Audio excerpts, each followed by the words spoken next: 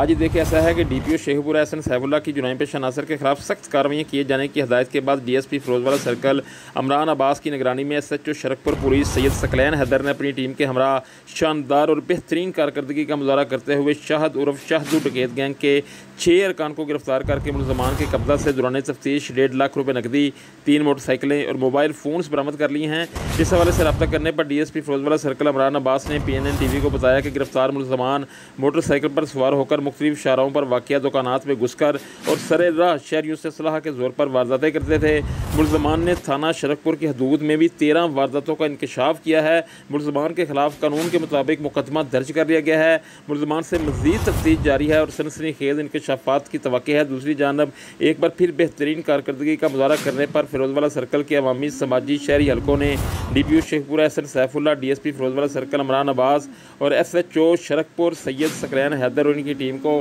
भरपूर खराज तहसीन पेश किया है।